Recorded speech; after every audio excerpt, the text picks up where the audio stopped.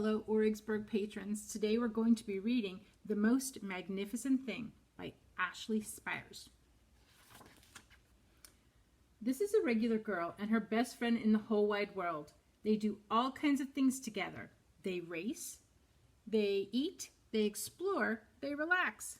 She makes things, he unmakes things. One day, the girl has a wonderful idea. She is going to make the most magnificent thing. She knows just how it will look. She knows just how it will work. All she has to do is make it, and she makes things all the time. Easy peasy. First, she hires an assistant, her dog.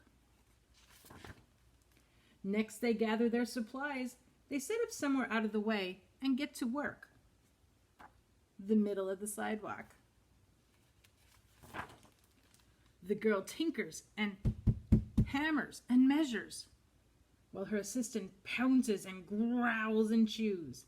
When she is finished, she steps back to admire her work. She walks around one side. Her assistant examines the other side. It doesn't look right. Her assistant picks it up and gives it a shake. It doesn't feel right either. They are shocked to discover that the thing isn't magnificent or good. It isn't even kind of sort of okay. It is all wrong. The girl tosses it aside and gives it another try. She smooths and wrenches and fiddles. Her assistant circles and tugs and wags. When she is finished, she stands up and takes a long look at it. Her assistant gives it a nudge with his paw. The thing is still wrong. She decides to try again. The girl saws and glues and adjusts. She stands and examines and stares. She twists and tweaks and fastens. She fixes and straightens and studies. She tries all different ways to make it better. She makes it square. She makes it round. She gives it legs. She adds antenna. She makes it fuzzy. She makes it long, short, rough, smooth, big, small. One even smells of stinky cheese. But none of them are magnificent. Her hard work attracts a few admirers, but they don't understand. They can't see the magnificent thing she has in her mind. She gets mad.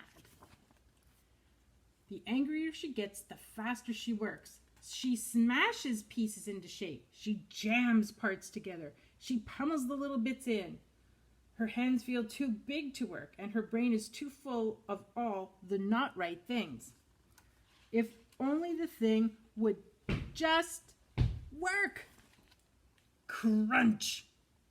The pain starts in her finger. It rushes up to her brain, and she explodes. It is not her finest moment.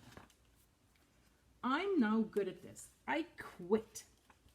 Her assistant suggests a walk.